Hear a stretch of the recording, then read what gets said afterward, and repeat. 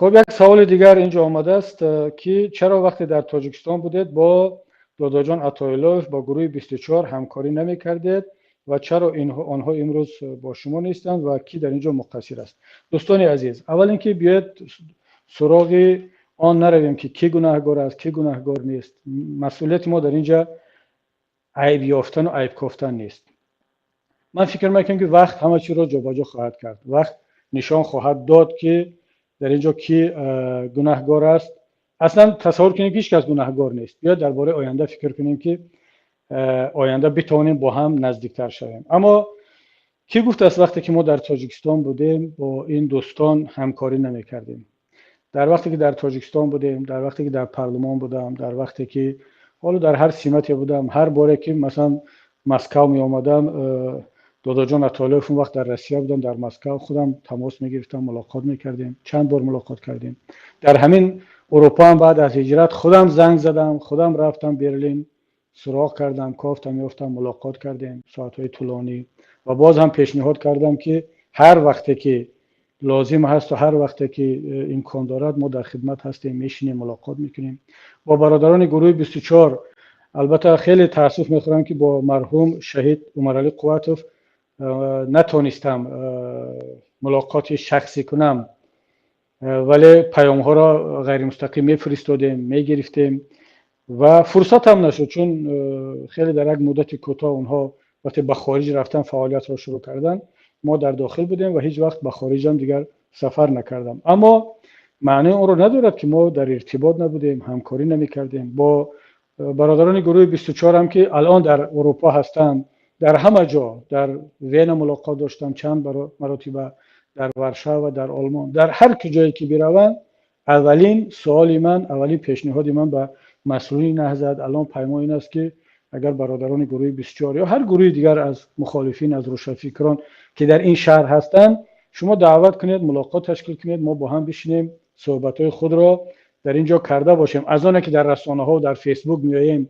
در یوتیوب میاییم علیه یکدیگر گپ میزنیم، در صحبت آشکار روبرو این مسائل رو مطرح کرده باشیم. تا امروز خدا را شکر که ما با این اسلوب پایبند بودیم و هستیم. اگر هر کسی در همین دوام 4 ساله که علیه نهضت اسلامی تاجیکستان، علیه خودی من شخصا و علیه پیمان ملی تاجیکستان امروز اینقدر تحقیر و توهین و تهمت از همگان، بخصوص از همین برادران و گروهی که نام گرفته شده است، یگان جا آیا دیدید که من یک جواب گفته باشم، یک در جواب این تهمت ها تنقید کرده باشم؟ یک شوخی در تاجیکستان بودم اون وقتی که حکومتداران اعلان کردند و همه گونه واقعا هم خطر داشت، من خیلی پشتیبانی قوی از گروه 24 کردم و در اون صحبتم یادم هست گفتم که اون برادران در خارج بوده حق دارن برای عدالت مبارزه برن. فقط گفتم حالا اگر گروه 24 بگویم این حکومتداران باز میگن این رو همکاری و بعد علیه نهضت پرونده باز میکنن که شما همکاری کردید یا تبلیغ گروه 24 کردید. من گفتم خب از گروه نام 24 بالاتر نام 25 رو میگیرم.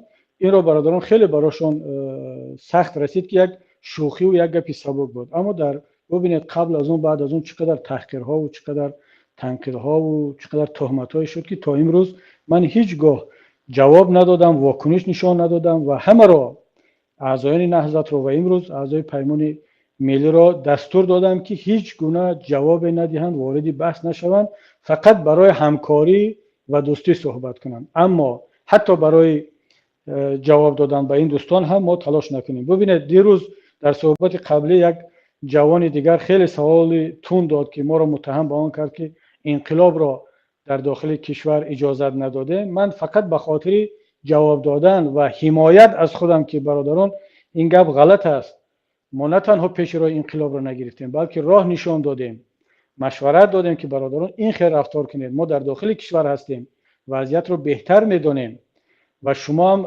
لطف کنید از خارج به جای داخل بوده ها تصمیم نگیرید و ما رو در یک حالت دشوار نگذارید، ملت رو نگذارید. اما حرف نشنیدن.